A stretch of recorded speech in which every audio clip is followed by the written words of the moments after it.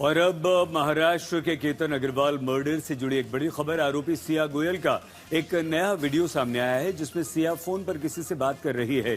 इस दौरान सिया अपशब्दों का इस्तेमाल कर रही है, गाली दे रही है।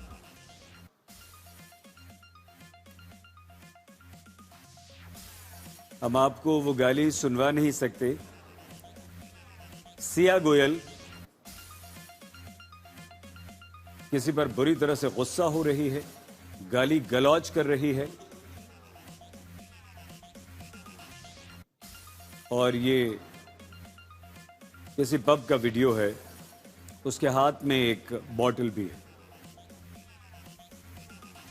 केतन अग्रवाल की मौत के बाद से सिया गोयल सवालों के घेरे में हैं।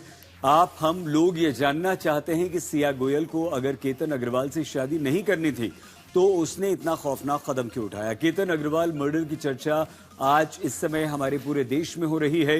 इस पर लोग अपनी अपनी राय रख रहे हैं, लेकिन एक डेंटिस्ट केतन अग्रवाल को लेकर अपने वीडियो से आलोचनाओं के घेरे में आ गई हैं।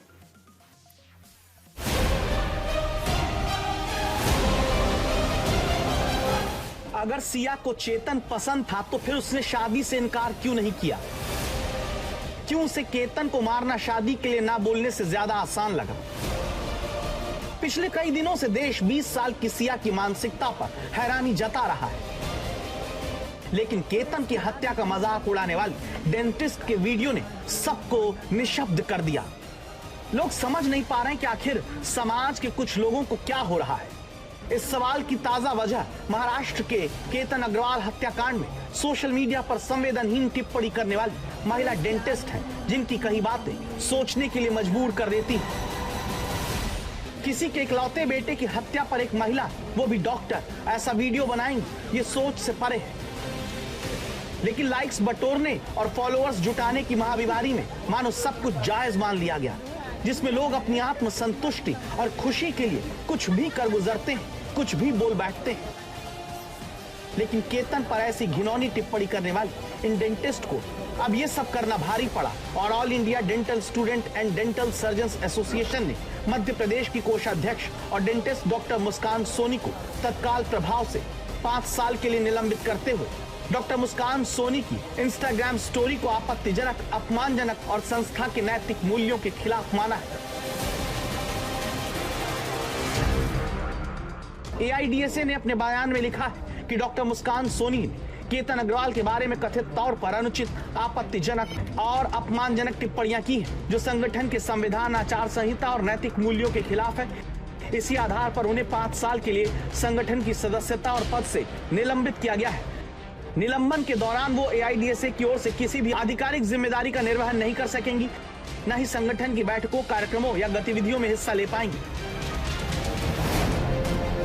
केतन की हत्या के बाद सिया के हवाले से यह दावा किया गया कि केतन विग लगाता था, हकलाता था, इसलिए वो उससे शादी नहीं करना चाहती थी और उसने चेतन के साथ मिलकर उसकी हत्या कर दी। लेकिन आज तक की पड़ताल में केतन के गंजे होने या बिग लगाने की बात गलत साबित हुई।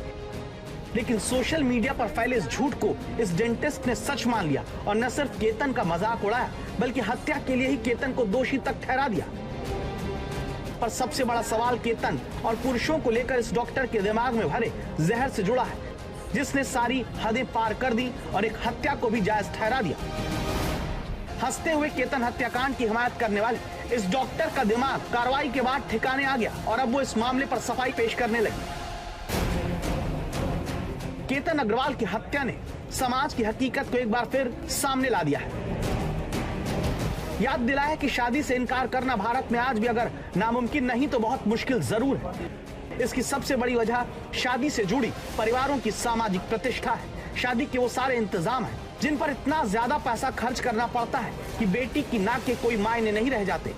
लेकिन इसका मतलब ये नहीं है कि कोई किसी को मार दे और कोई मरने वाले का इतनी फुहड़ता से मजाक उड़ाए।